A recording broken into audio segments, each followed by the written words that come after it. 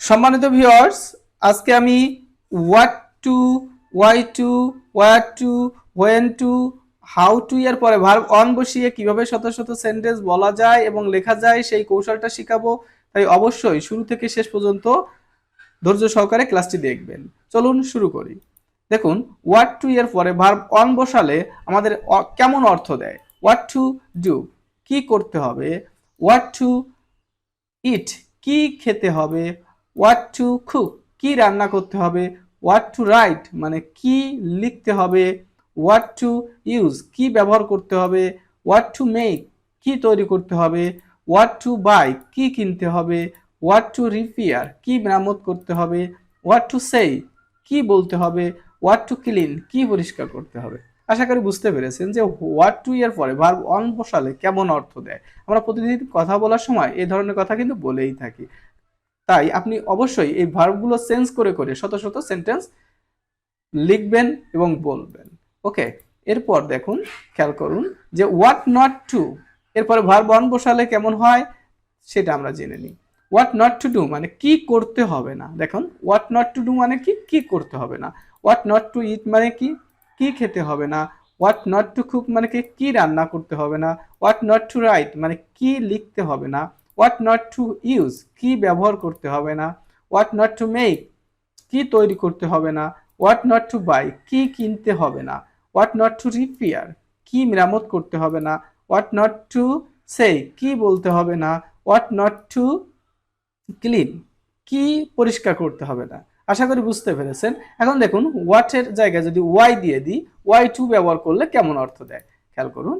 এরপরে দেখুন, হোয়াট এর জায়গায় আমরা যদি ওয়াই দিয়ে দিই, তাহলে শুধু চেঞ্জ করে দিই, তাহলে কেমন অর্থ দেয়। ওয়াই, ওয়াই টু ডু মানে তখন অর্থ ওয়াই মানে কেন, কেন করতে হবে। ওয়াই টু ডু মানে কি, কেন করতে হবে। ওয়াই টু ইট মানে কি, কেন খেতে হবে। ওয়াই টু কুক মানে কেন রান্না করতে হবে। ওয়াই টু রাইট, কেন লিখতে হবে। ওয়াই টু ইউজ, কেন ব্যবহার করতে হবে। ওয়াই টু মেক, কেন তৈরি করতে হবে। ওয়াই টু বাই, কেন কিনতে হবে। ওয়াই টু রিপেয়ার, কেন মেরামত করতে হবে। ওয়াই টু সেই, কেন বলতে হবে। ওয়াই টু ক্লিন, কেন পরিষ্কার করতে হবে। দেখুন, ওয়াই যখন দিচ্ছি তখন অর্থটা কেমন হয়ে যাচ্ছে।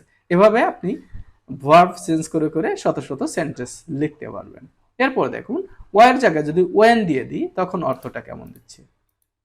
দেখুন, ওয়াটের জায়গায় যদি আমি ওয়েন দিয়ে দিই, went to plus verb one দিলে অর্থ দেয় ওয়েন টু ডু। ওয়েন মানে কখন, কখন করতে হবে। খেয়াল করুন, ওয়েন টু ইট, কখন খেতে হবে। অর্থটা দেখুন চেঞ্জ হয়ে যাচ্ছে। Went to, went to cook, কখন রান্না করতে হবে। ওয়েন টু রাইট, দেখুন ওয়েন টু রাইট মানে কখন লিখতে হবে। ওয়েন টু ইউজ, কখন ব্যবহার করতে হবে।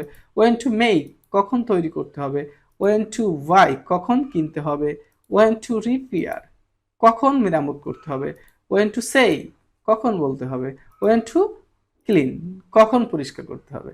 আশা করি বুঝতে পেরেছেন। আপনি যদি বলেন কখন পরিষ্কার করতে হবে না, তখন আপনাকে বলতে হবে ওয়েন নট টু ক্লিন, কখন পরিষ্কার। নেগেটিভ করলে এটা নট, ওয়েন নট ব্যবহার করবেন। কখন করতে হবে না, ওয়েন নট টু ডু। এইভাবে প্র্যাকটিস করবেন। এরপর দেখুন, ওয়ার, ওয়ারের পরে যদি আমরা ওয়ার টু এর পরে যদি ভার্ব অন বসাই তখন ওয়ার মানে কোথায়। ওয়ার টু গো, কোথায় যেতে হবে। ওয়ার টু প্লে, প্লে কোথায় খেলতে হবে।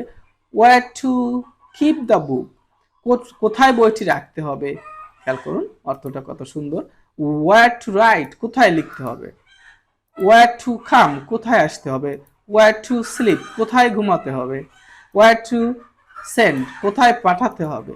ওয়ার টু রিপেয়ার, কোথায় মেরামত করতে হবে।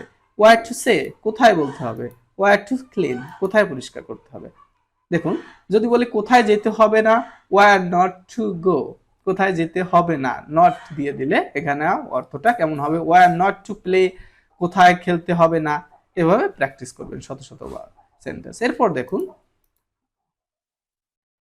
হাউ, হাউ টু এর পরে ভার্ব ওয়ান বসালে কেমন হয়। হাউ টু গো, কিভাবে যেতে হবে, বা এখানে আপনি লিখতে পারেন কিভাবে যেতে হয় ও বলতে পারেন। প্রেজেন্ট ইনডিফিনিটে অর্থটা হতে পারে। হোয়াট, হাউ টু গো, কিভাবে যেতে হবে। হাউ টু প্লে, কিভাবে খেলতে হবে। হাউ টু কুক, কিভাবে রান্না করতে হবে। হাউ টু রাইট, কিভাবে লিখতে হবে, হাউ টু কাম কিভাবে আসতে হবে, হাউ টু মেক কিভাবে তৈরি করতে হবে, হাউ টু সেন্ড কিভাবে পাঠাতে হবে, হাউ টু রিপেয়ার কিভাবে মেরামত করতে হবে, হাউ টু সেই কিভাবে বলতে হবে, হাউ টু ক্লিন কিভাবে পরিষ্কার করতে হবে। এভাবে আপনি শত শত সেন্টেন্স লিখতে পারেন। এরপরে দেখুন হাউ টু এর পরে আরো কত সুন্দর সুন্দর হাউ টু দিয়ে কত সুন্দর সুন্দর সেন্টেন্স তৈরি করা যায়। যেমন দেখুন how to make a garden, আমরা অনেক প্যারাগ্রাফ লিখে থাকি যে এইভাবে লেখা থাকে হাউ টু মেক, কিভাবে একটা বাগান করা যায়, এটার অর্থ খেয়াল করুন কিভাবে হাউ টু, এরপর দেখেন verb one how to make a garden, এটার অর্থ কি কিভাবে একটি বাগান করা হয় বা যায়। How to do well in the exam, কিভাবে পরীক্ষায় ভালো করা যায়। How to make a cup of tea, কিভাবে এক কাপ চা তৈরি করা যায়। How to open a bank account, কিভাবে ব্যাংক হিসাব খোলা হয়, খুলতে হয় বা খোলা যায়। How to make a oral saline, কিভাবে খাবার স্যালাইন তৈরি করা যায়। হাউ টু ইমপ্রুভ ইংলিশ, কিভাবে ইংরেজিতে উন্নত বা ভালো করা যায়। How to read news paper, কিভাবে সংবাদপত্র পড়তে হয়। হাউ টু কিপ ফিট, কিভাবে সুস্থ থাকা যায়। How to use mobile phone, কিভাবে মোবাইল ফোন ব্যবহার করতে হয়। How to become a good student, কিভাবে একজন ভালো ছাত্র হওয়া যায়। এভাবে আপনি ভার্ব চেঞ্জ করে করে শত শত সেন্টেন্স লিখতে পারবেন। এভাবে অবশ্যই আপনি চর্চা করবেন, প্রতিদিন চর্চা করতে থাকুন এবং লিখতে থাকুন। দেখবেন আপনি অবশ্যই ইংরেজিতে লেখা এবং বলায় কোনো সমস্যা হবে না। আশা করি আজকের লেসনটি আপনার কাছে ভালো লেগেছে। অবশ্যই আগামী ক্লাসটি দেখার আমন্ত্রণ জানিয়ে আজকের মতো শেষ করছি। Thank you all.